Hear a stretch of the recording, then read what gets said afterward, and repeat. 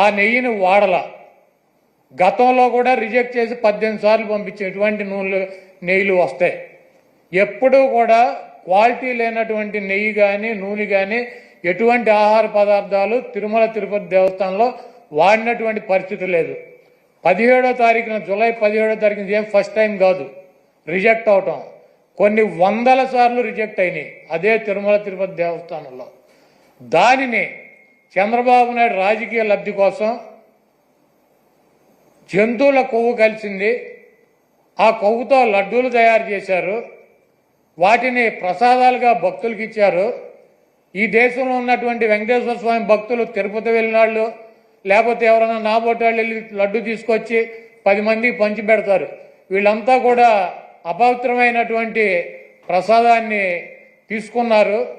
కాబట్టి జగన్మోహన్ రెడ్డిని శిక్షించాలి అని చెప్పి చంద్రబాబు నాయుడు రాజకీయ ప్రయోజనాలు ఆశించి సొంత మామనే రాజకీయాల కోసం, పదవి కోసం, పార్టీ కోసం దిగజార్చి ఆయన మీద ఏ రకమైతే నిందలేసి ఆ పార్టీని తీసుకున్నాడో రాజకీయ లబ్ధి కోసం, అదేవిధంగా జగన్మోహన్ రెడ్డి గారు ఇబ్బంది పెట్టాలి రాజకీయంగా అని చెప్పి ప్రత్యక్షంగా కలియుగ దైవమైనటువంటి వెంకటేశ్వర స్వామినే ఆయన ప్రసాదాన్నే రాజకీయాల్లోకి లాక్కొచ్చేసినటువంటి దుర్మార్గమైనటువంటి వ్యక్తి చంద్రబాబు నాయుడు.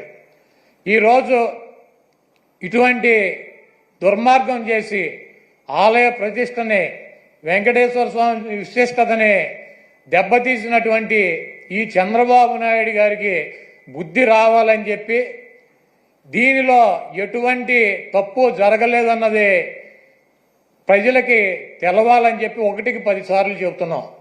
ఎందుకంటే ఆ ప్రసాదం సేవించినటువంటి ఏ భక్తుడు కూడా కల్తీ ప్రసాదాన్ని తీసుకోవాలా, అక్కడ రిజెక్ట్ అవుతుంది. మొన్న వచ్చినటువంటి వెహికల్ కూడా ఆయన ముఖ్యమంత్రిగా ఉండగా వచ్చినటువంటి వెహికల్ కూడా రిజెక్ట్ అయ్యి వెనక్కి వెళ్ళింది, అది వాడల.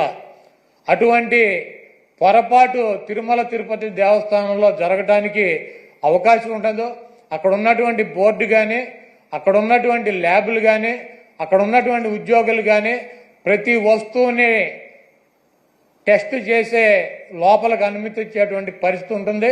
రిజెక్ట్ అయిన సందర్భాలు కోకొల్లలో ఎవరూ కూడా మేమేదో అపచారం చేశామనో లేకపోతే జంతువులు కొవ్వు కలిసినటువంటి ఆహారం తిన్నామనో ఎవరూ కూడా బాధపడాల్సినటువంటి అవసరం లేదు. ఇది గతంలోనూ జరిగింది, ఇది ప్రాసెస్ జరుగుతూనే ఉంటుంది.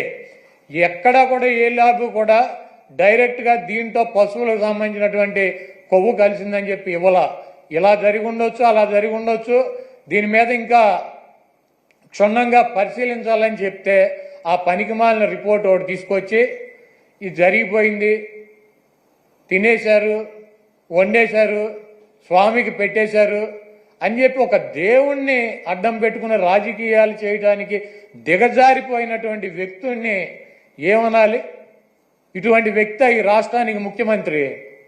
అంత ప్రతిష్ట కలిగినటువంటి గుడిని, అన్ని మహిమలు కలిగినటువంటి ఆ స్వామిని రాజకీయాల కోసం ఎవడన్నా అన్నం తినేవాడు బజారు లాగుతాడా? చంద్రబాబు నాయుడు భక్తుడా? నాకు 50 సంవత్సరాలు, 50 సంవత్సరాలు 40 సార్లు నేను తిరుపతి వెళ్ళా, 20 సార్లు గుండు కొట్టించుకున్నా, 15 సార్లు కింద నుంచి నడిచి వెళ్ళా, ప్రతి సంవత్సరం వెళ్తా. చంద్రబాబు నాయుడు ఎన్నిసార్లు గుండు కొట్టించుకున్నాడు అక్కడికి వెళ్ళి? వెంకటేశ్వర స్వామికి ఇష్టమైనది ఏంటి? భక్తులు మహిళలు కూడా వెళ్ళి గుండు చేయించుకుంటారు, మహిళలు కూడా వెళ్ళి గుండు చేయించుకుంటారు. ఈయన ఎన్నిసార్లు చేయించుకున్నాడు? ఈయన వెంకటేశ్వర స్వామి భక్తుడా? రాజకీయాలకు వెంకటేశ్వర స్వామి వాడుకుంటాడు. జగన్మోహన్ రెడ్డి గారిని రాజకీయంగా దెబ్బ కొట్టాలంటే నువ్వు డైరెక్ట్ రా, ఆయన సిద్ధంగా ఉన్నాడు. వెంకటేశ్వర స్వామిని, మతాలని, కులాలని విచ్ఛిన్నం చేసి ఇది పెద్ద కుట్రగా మేము భావిస్తున్నాము. దీని మీద ఎటువంటి ఎంక్వైరీ అయినా సిద్ధంగా ఉన్నామని చెప్పి జగన్మోహన్ రెడ్డి గారు సుప్రీంకోర్టు న్యాయమూర్తికి, ప్రధాన న్యాయమూర్తికి లేఖ రాశారు. అదేవిధంగా ప్రధానమంత్రికి లెటర్ రాశారు. మీరు ఎటువంటి విచారణ జరిపినా వైఎస్ఆర్ కాంగ్రెస్ పార్టీ మేము సిద్ధంగా ఉన్నామని చెప్తే సిట్ అని చెప్పి ఈయన సిట్ అంటే కూర్చున్నవాడు, స్టాండ్ అంటే నుంచున్నవాడు ఒక ఆఫీసర్ని వేశాడు. ఏం రాస్తాడు? లోకేష్ దగ్గరికి, ఈయన దగ్గరికి వెళ్ళి ఏం రాయమంటారు సార్ అని చెప్పి అడిగి రాస్తారా సిట్ రిపోర్టు? మీకు దమ్ముంటే సుప్రీంకోర్టు ప్రధాన న్యాయమూర్తితో విచారణ జరిపించండి, లేకపోతే సిబిఐతో విచారణ జరిపించండి. ఏమీ లేవు. సిట్ అంటే కూర్చునేవాడు. ఈయన కూర్చోమంటే కూర్చునే సిట్ అనే ఒక పోలీస్ ఆఫీసర్ నేసి విచారణ జరిపిస్తాడంట. ఇంకా పైన చెబుతాడు మక్కిలు ఇరక్కొడతా. ఎవడ మక్కిలు ఇరక్కొడతాడు? కాకినాడ ఎమ్మెల్యే ఒక ఎస్సీ ఒక కాలేజీ ప్రొఫెసర్ని మక్కిలు ఇరక్కొట్టాడు. నువ్వేం చేసావు? ఎమ్మెల్యే మక్కిలు ఇరక్కొట్టావా? వెస్ట్ గోదావరి జిల్లాలో ఈ రాజ్యాంగాన్ని రచించినటువంటి డాక్టర్ బిఆర్ అంబేద్కర్ గారి పటాన్ని చించి అవతల వారేశాడు. అక్కడ దళితులు ఆందోళన చేస్తున్నారు 2 చోట్ల కూడా. నువ్వేం చేసావు? 2 ఎమ్మెల్యేలు మక్కిలు ఎరకొట్టావా? ఈ రాష్ట్రంలో నీ పార్టీ కార్యకర్తలు నాయకులు బరి తెగించి రోడ్ల మీద వైఎస్ఆర్ కాంగ్రెస్ పార్టీ కార్యకర్తలను చంపుతున్నారు, నాయకులను చంపుతున్నారు. వీళ్ళ మక్కిలు ఎరకొట్టావా? వాళ్ళ మీద కనీసం కేసులు పెట్టగలిగావా? నువ్వు నీ పార్టీ వాళ్ళ మక్కిలు ఎరకొట్టలేవు. నువ్వు వచ్చి అవతల వాళ్ళ మక్కిలు ఎరకొడతా ఇవన్నీ పోసుకోవాలి కబుర్లు ఎందుకు? నీకు దమ్ముంటే నీ పార్టీలో జరుగుతున్నటువంటి అక్రమాలు, నీ పార్టీ ఎమ్మెల్యేలు నీ పార్టీ కేడర్ చేస్తున్నటువంటి దుర్మార్గాలనే అరికట్టు, వాళ్ళ మీద చర్యలు తీసుకో. నువ్వు ఇవన్నీ చేయకుండా నొట్సలతోనే ఒకటి చెబుతావు, నోటితోనేమో ఒకటి చెబుతావు. ఇక 24 గంటలు దేవుడైనా రాజకీయమే, మావైనా రాజకీయమే, ఏదైనా రాజకీయమైనా మన బతుకు.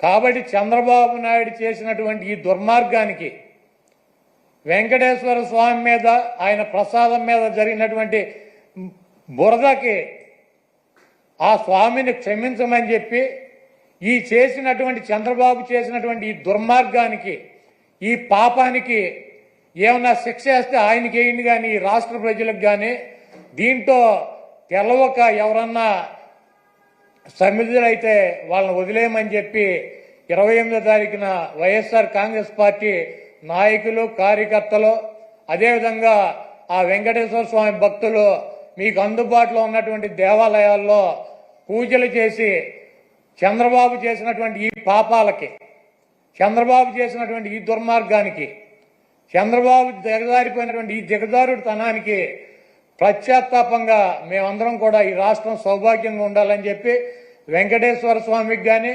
వెంకటేశ్వర స్వామి ప్రసాదానికి కానీ ఎవరూ కూడా హాని చేయలేరు. అది చెయ్యాలన్నటువంటి తలంపు వచ్చినా కూడా, చెయ్యవసరంలో తలంపు వచ్చినా కూడా ఆ స్వామే చంద్రబాబు కన్నా మహిమ ఉన్నవాడు, చంద్రబాబు కన్నా ఎక్కువ అధికారం ఉన్నవాడు.